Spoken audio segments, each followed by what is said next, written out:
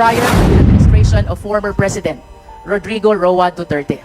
Having seen 2014 and 2015 assets of Biancham, kindly flash the 2018 assets of Biancham Holdings. From 125,000 in 2014 to 3 million in 2015. The cash or the current assets skyrocketed in 2018 to 67,775,800 pesos. With all due respect, Attorney Roque, saan po nanggaling itong napakalaking pera?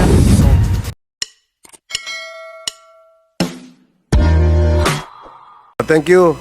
Now, we will now proceed to, since this is a continuation of the subject matter of illegal pogo, we will now proceed with the interpellators. Those that listed their names in this, those who have not listed their names yet, please call the attention of the committee secretary so that your names will be included. The first to interpellate is Congresswoman Jinky Luistro. Congresswoman Luistro, you're recognized. Thank you, Mr. Chair. With all due respect to Atty.Harry Roque. Attorney, for the record, kayo po ba ay may pamilya? Meron po. Maari niyo po bang banggitin ang pangalan ng inyong asawa? Si Myla Roque po. And I understand, Atty.Harry Roque, that your wife, Myla Roque, is likewise a government employee. Do you confirm? Former. She no longer is. She used to be a government employee. Yes, ma'am. May we be enlightened, Attorney Roque? Saan po ba siya nagtrabaho before? Well, let me correct, ma'am, your statement that she was a government employee. She was not, because she was a private representative to the Board of Trustees of the Pag-ibig Fund. And her category as a as a private sector representative did not make her a government employee. As in fact, she was not covered by GSIS, and there's even an issue on whether or not the private sector representative should even file a SALN. Nevertheless, Attorney Roque, as private representative of Pag-ibig Board of Trustee, what benefits or allowances does she receive? She gets per diem, per hearing. Per diem per hearing. Per meeting, I should Per say, Your meeting. Honor. Yes, And Your may Honor. we be enlightened, kailan po ba siya na-appoint as private representative dito sa Pag-ibig Board of Trustees? If I'm not mistaken, it was around 2017. 2017? If And I'm not mistaken po. when did it end, Attorney Roque? It ended, if I'm not mistaken, 2022 or 23, Your Honor. I cannot remember 2022 exactly. and 2023. And you will agree with me that during the time of the appointment of your wife as private representative of Pag-ibig Board of Trustee, the president was then President Rodrigo Roa Duterte. Yes, Your Honor, Madam, Mr. Chair. How about you, Attorney Roque? Did you get any government appointment during those times? I was a member of the 17th Congress from June of 2016 until November of 2017. From November of 2017 until October of 2018, I was presidential spokesperson, and I became presidential spokesperson again from April 2020 until November of 2021. May we know, Attorney Roque, let's go back to your wife. Magkano po ba yung tinatanggap niyang per diem per meeting? Hindi ko po talaga alam kasi hindi namin pinag-uusapan yan, but it was a very modest sum. And with reference to your engagement in the government, 2017, 17th Congress, may we know how much your salary is as member of the House during that time? I do not recall, but I still have colleagues from the 17th Congress here.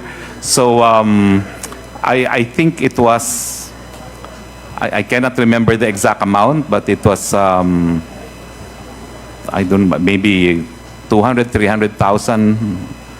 I don't know, 200,000 po, no? 200,000 a month. And you likewise mentioned about your appointment as the presidential spokesperson. Is that correct? Yes, Mr. Chair. Can you please enlighten us how much was your salary as presidential spokesperson?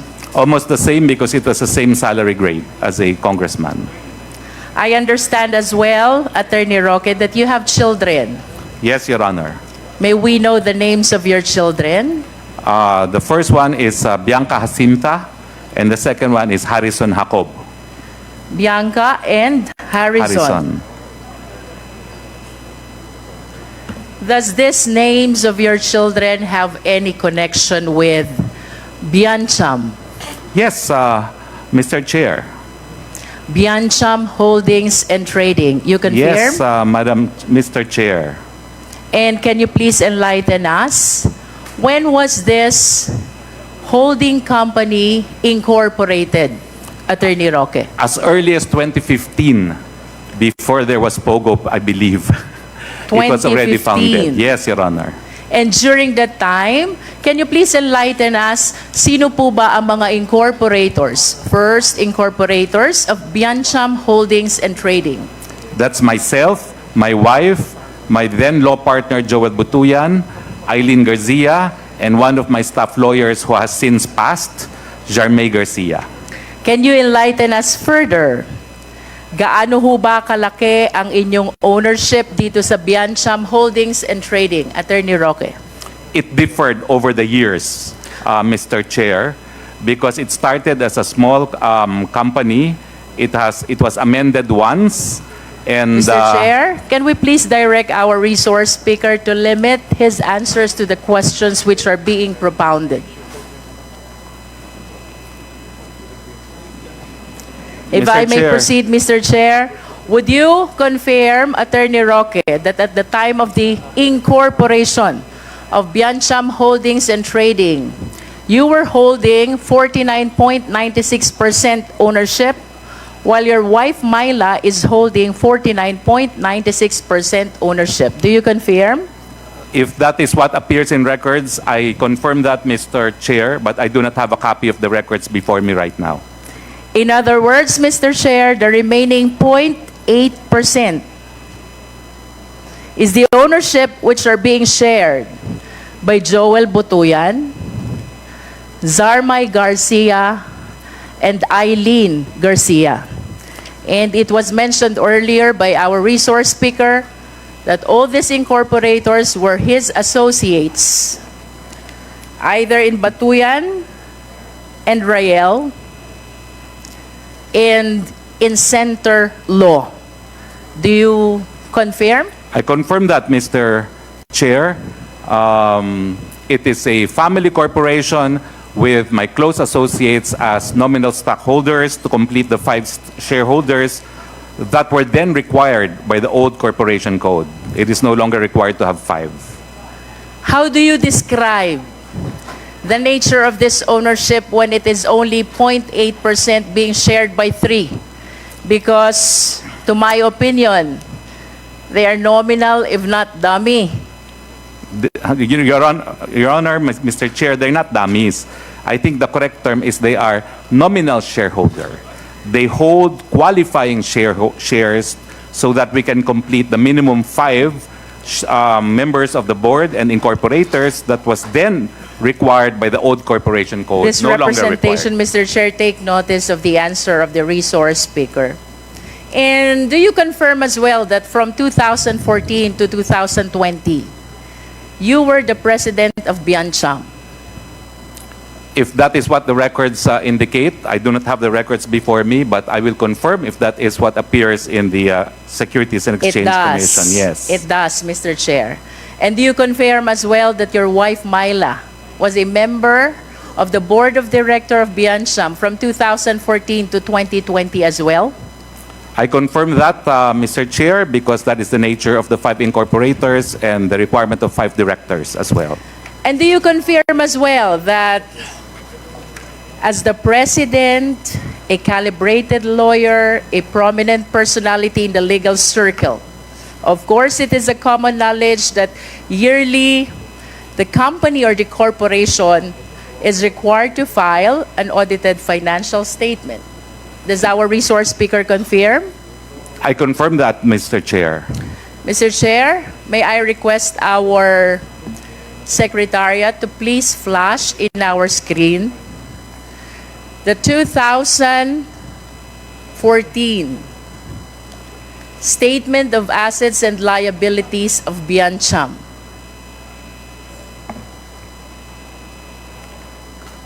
Technical, can you please flash the SALN of Attorney Roque? Mr. Chair, I wish to correct, with all due respect, this is Audited Financial Statement of Biancham and not SALN. And I am requesting that the page of assets be flashed in the screen. This is 2014. Okay, could you please flash the audited financial statements of the company, technical?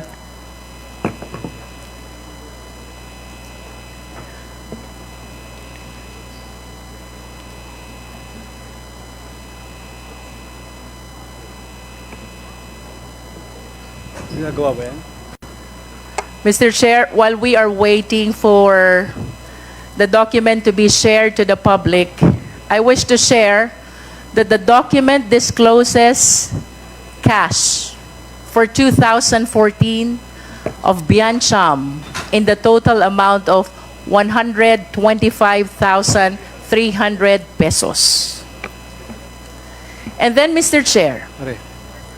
I wish to invite as well the attention of the public, especially the Quad, to the 2015 Audited Financial Statement of Biancham. Noticeably, the cash increased from 125,000 from 2014 to 3,125,300 pesos in 2015. I wish to take note, Mr. Chair, 2014 and 2015 were prior to the administration of former President Rodrigo Roa Duterte. Having seen 2014 and 2015 assets of Biancham, kindly flash the 2018 assets of Biancham Holdings. Could you please flash the 2018 audited financial statement of 2018? For the information of the committee, Mr. Chair, from 125,000 in 2014 to 3 million in 2015, the cash or the current assets skyrocketed in 2018 to 67,775,800 pesos. With all due respect, Attorney Roque, saan po nanggaling itong napakalaking perang ito? Please enlighten us. Nagbenta po ang pamilya ko ng isang 1.8 hectares na lupa sa multinational village, Parañaque. We sold it to the Velarde Group. In turn, the Velarde Group swapped it to the SM Group. And our 1.8 hectares now is where the SM warehouse is located. And can you please enlighten us, magkano po ba ang pinagbentahan nyo ng property na nabanggit ninyo? Ang zonal valuation po, nung panahon na binenta Mr. namin... Chair, we are asking about the selling price, not the zonal valuation. Ma'am, because the selling price is the zonal valuation, it was 12,000 per square meters times... Not at all times, Mr. Chair. No, The zonal valuation is not always the selling price of the property, and that is a common knowledge. Please enlighten the Quad. How much was the selling price of your property, which was the source of your 67,775,800 pesos cash of Biancham in 2018? I do not remember the exact amount, but it is roughly for the 1.8 hectares, 216 million, Mr. Chairman. Mr. Chair, in line with the answer of the resource speaker, I respectfully move that we be provided with a copy of the sale document, the deed of sale of the property that was mentioned by our resource speaker. Mr. Chair. Mr. Chair, may I manifest that I have a PowerPoint presentation that I intended to use, and I precisely included in that PowerPoint presentation the deed of sale, Your Honor, of this property of 1.8 hectares in Multinational Village, Parañaque. Mr. Chair, that will depend on the quad if he will be allowed to make his presentation, Mr. Chair. If I may proceed, Mr. Chair? Yes, please proceed, and we will decide on that request by the resource persons at the appropriate time. Please proceed. I understand as well that in view of your appointment as presidential spokesperson, you are likewise bound by Republic Act number 6713. That is the Code of Conduct and Ethical Standards for Public Officials and Employees. May I ask our resource speaker, ito po bang 67,775,800 pesos? Did you disclose this in your statement of asset and liabilities and net worth? I remember I declared cash of 60 million, Mr. Chair, in my SALN. What explains the disparity? Why not declare the 67 million instead of 60 million cash only? Because I did not have 67 million in cash at that point in time, Mr. Chairman. I had other assets, but the cash was 60 million at the time when I last filed my SALN as presidential spokesperson, Mr. Chair. Nonetheless, Mr. Chair, the document reflects the amount of 67,775,800 pesos. This is contained in the 2018 audited financial statement of Biancham as of 2018. And if I may share, Mr. Chair, Section 2, Rule 130 of the Rules of Court, documentary evidence. Documents as evidence consist of writings, recordings, photographs, or any material containing letters, words, sounds, numbers, figures, symbols, or their equivalent, or other modes of written expression offered as proof of their contents. Photographs include still pictures, drawings, stored images, X-ray films, motion pictures, or videos. This representation, Mr. Chair, wish to manifest that we are establishing the amount contained in the audited financial statement, which has disparity to the amount that was disclosed as represented by the resource speaker in his SALN for 2018. Mr. Chair, if I may continue. For the information of the Filipino people, I wish to share Section 8, Republic Act number 6713. This is the Code of Conduct of Ethical Standards for Public Officials and Employees.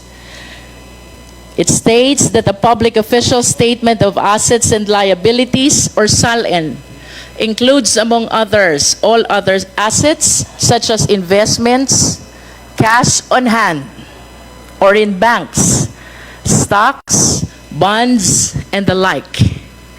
And I maintain, Mr. Chair, whatever is reflected in the audited financial statement should have been declared in exact amount in the SALN of the resource speaker. If I may continue, Mr. Chair, Republic Act number 3019, Anti-Graft and Corrupt Practices Act, Section 7, Statement of Assets and Liabilities. every public officer within 30 days after the approval of this act, or after assuming office, or within the month of January of every other year thereafter, as well as upon the expiration of his term of office, or upon his resignation or separation from office, shall prepare and file with the office of the corresponding department head, or in the case of head of department or chief of an independent office, with the office of the president, or in the case of members of the Congress and the officials and employees thereof, with the office of the secretary of the corresponding house, a true, detailed, and sworn statement of assets and liabilities, including a statement of the amounts and sources of his income, the amounts of his personal and family expenses, and the amount of income taxes paid for the next preceding calendar year, provided that public officers assuming office less than 2 months before the end of the calendar year may file these statements in the following months of January. Given these legal provisions, Mr. Chair, both 3019 and 6713, may we ask the resource speaker, did you strictly comply with the requirements of these laws? Mr. Chair, to the best of my abilities, yes, because my last net worth that I declared was 124 million pesos. In line with that, Mr. Chair, I respectfully move that we direct the resource speaker to submit his SALN from 2016 until 2022 as described and required by Section 7 of the Anti-Graft and Corrupt Practices Act, Mr. Chair. So moved. Please, Attorney Roque, submit your SALN since 2016 to 2022. Your Honors, may I manifest that I will do even more than that. I have asked the House of Representatives to submit my SALN even when I was working as a working law student in this honorable chamber. Mr. I Chair, worked may here we as a- direct our resource way back, Your speaker Honor, 1988. to just answer I'm the preparing question? everything on my SALN. Mr. Your Honor. Chairman. Attorney Roque, Mr. please Chairman. answer the question of... I will comply, Your Honor, and will Okay. even submit earlier SALNs which are filed with the House of Representatives. Congresswoman Chairman. Ministro. Mr. Chairman, Chairman, perhaps. Mr. Chairman, let me remind our former colleague, Atty.Harry Roque, please do not talk unless until you're recognized by the chairman. I am so reminded, Mr. Chair. Thank you. Congresswoman Chair. Ministro, please proceed. Proceeding to my second point, Mr. Chair, I wish to invite the attention of the resource speaker to the two versions of his or Biancham's general information sheet. And may I request the Secretariat to once again share these two documents to the public. We have one GIS. This is dated March 2, 2020. And another GIS dated October 21, 2020. If we will compare, Mr. Chair, in March 2020, you still see the name Herminio Harry L. Roque Jr., who owns 98%, and Myla Roque, who owns 21%. However, Mr. Chair, with the GIS of Biancham in October 2020, the names of Harry Roque and Myla Roque are no longer in the stockholders' information. And I wish to invite the attention of the Quadcom that a certain Percival Ortega, per October 2020 GIS, is now the owner of 99.99% ownership of Biancham Holdings. Can we request the resource speaker to enlighten us on this? Yes, Mr. Chair. We invested proceeds from the sale of our Parañaque property, the 1.8 hectares, into a real estate project in Bataan, in a corporation known as First Bataan. Now, in that investment, bulk of the cash that we used belonged to an old maid aunt who was living with me, who was also my ward. It was with her consent, although I was officially appointed her guardian, because she believed that when we sold the 1.8 hectares in Parañaque, we should buy land elsewhere, because that is what my grandfather specifically instructed her. So bulk of what we used to purchase the land in Bataan came from my aunt, her share in the sale of the 1.8 hectares in Parañaque, whereas my siblings and I invested our proceeds from our share from our mother's side in the same project.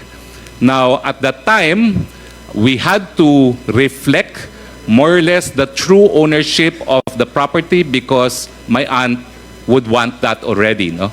So what we did was we hired one of my friends, one of my lawyer friends, who knew everyone, who knew my aunt, who was a retired judge, who knew my brothers and sisters, who knew me, to act as trustee, because we were in the process of allocating the correct amount of shares for everyone. Because what happened was, when the Parañaque sale happened, two of my siblings did not join us in the investment. So we had to reflect, we have to put it first in the name of a lawyer in trust, as we arrange eventually how the property will be divided amongst us. No? Unfortunately, my aunt has since died, and we are now in the process of settling her estate. And so Attorney Ortega stands as trustee representing the estate of my aunt. And that is why there had to be a reorganization which will also have to await final resolution upon approval of my aunt's estate, which is actually judicial, because my aunt left a will. Mr. Chair, I wish to invite the attention of our resource speaker to these two documents, notwithstanding the fact that there was a trust agreement between Percival Ortega and Attorney Harry Roque, notwithstanding the fact about the agreement among the family. May I know what mode of transfer was used for the spouses Roque to be able to transfer it to the name of Percival Ortega? In the form of a trust, all of us executed trust agreements to Percival Ortega, because he will be eventually the one to divide amongst us the property, also pursuant to what the judgment of the estate court will adjudge. May we direct the resource speaker, Mr. Chair, that we be furnished with a copy of this trust agreement? Mr. Chair, with all due respects, this is a legislative inquiry on POGOs, and I think it has become too personal already. Mr. Chair? I will submit a copy of the deed of sale of the property to show that the money that we used to acquire the property in Bataan was legitimately sourced and did not come from POGOs. But I think family matters should be left alone already, especially since, as I said, there's also settlement of estate in process. No? I just would like to raise the issue of materiality. I answered questions on source of funds to prove it did not come from POGO, because we sold 1.8 hectares which is a commercial property in multinational village Parañaque, which I felt was material to this inquiry. But to inquire now even on family trust affairs, I think it's too much already. I think I have shared what the committee should know, that we had funds to acquire the land and legitimately sourced through a sale transaction, which is duly documented, and I will submit a copy of the said document, including also a copy of the zone evaluation in the area to indicate at least minimum price by which we sold the 1.8 hectares. With all due respects, Mr. Chair. Mr. Chair, Does the movement with all due respect to require- the resource speaker, but I insist that we provided with the mode or the instrument that was used in the transfer of the shareholdings from spouses Roque to Attorney Percival Ortega. I wish to go back to our previous committee hearings, Mr. Chair. We have established a number of circumstantial evidence already, which, when taken together, will lead to one reasonable conclusion that our resource speaker has connection to Lucky South 99. At first, I was surprised by the sudden increase of the assets of Biancham that is coming from 125,000 to 3 million, and then in 2018 to 67 million.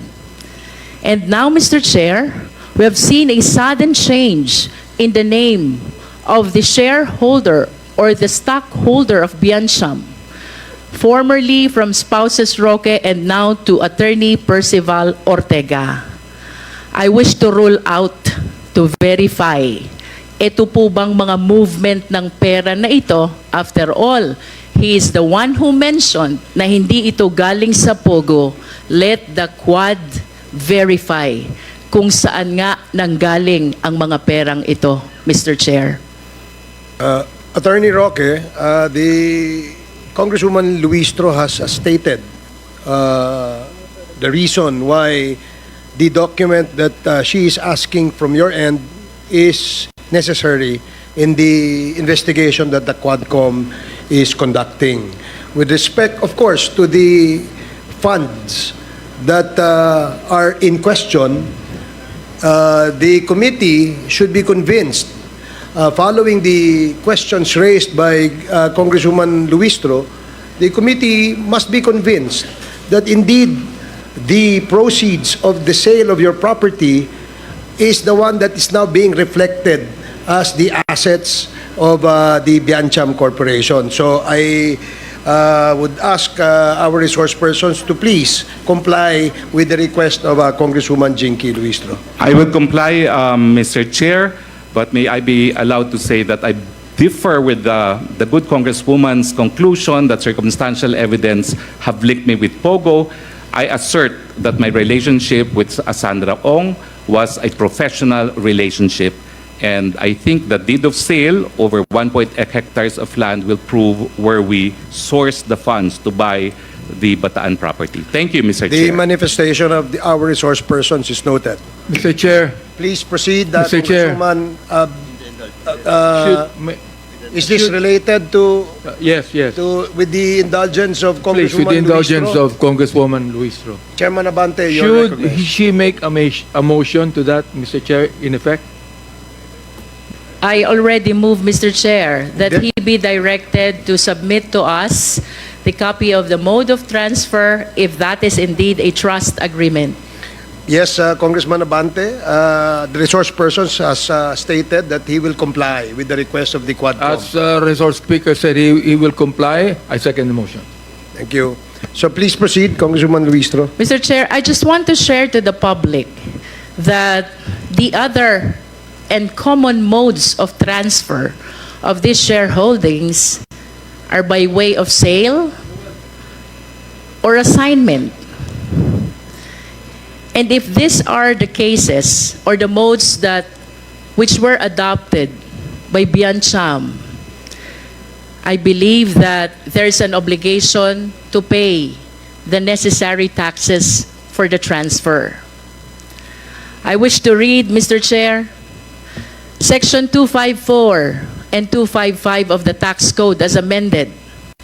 The state can file a criminal case for tax evasion against any taxpayer who willfully attempts in any manner to evade or defeat payment of any tax imposed by the tax code. Given this legal provision, Mr. Chair, I wish to move, or may I move as well, that we direct the resource speaker to submit his income tax return for 2018 declared in 2019. Mr. Chair, so moved. There is a motion that the resource person submit a copy of his income tax return for the period 2018. The supposed income was generated 2018, but I believe, Mr. Chair, that by practice it will be disclosed by 2019 income tax return, filed in 2019. There is a motion, as clearly stated by Congresswoman Jinky Luistro, to require the resource person to submit income tax return on the period covered. Is there Mr. Chair? a second? Mr. Chair, may I inquire? Because the sale of real estate... Mr. Chair, Yes, Congressman Akop. I think we have a motion to settle. Okay. Before this resource person can speak. Yes, Your Honor. Okay. We will first dispose of the motion, and then we will allow Atty.Harry Roque to speak. So there is a motion clearly stated earlier by Congresswoman Jinky Luistro, duly seconded. Are there any objections? Hearing none, the motion is carried. The resource person is required to submit to the committee the documents being asked by Congresswoman Jinky Luistro. Yes. Now, Atty.Harry Roque, you're recognized. Thank you, Mr. Chair. I just wanted to manifest that as far as the sale of the real estate is concerned, it will not be reflected in my income tax because it is subject to final tax. So I will submit the final tax paid for the transaction, Mr. Chair, because at this point, my income tax will be irrelevant to the increase of my assets because it was by reason of sale of real estate subject to final tax. Thank you, Mr. Chair. Thank you, Atty.Harry Roque. Does that satisfy? This representation takes note of his manifestation, but this representation maintains as well the submission of the ITR declared in 2019. Okay, so the resource person has learned that the requirement of Congresswoman Luistro is the income tax return of 2020. Okay, thank you. No further question for the moment, Mr. Chair. Thank you, Congresswoman Luistro.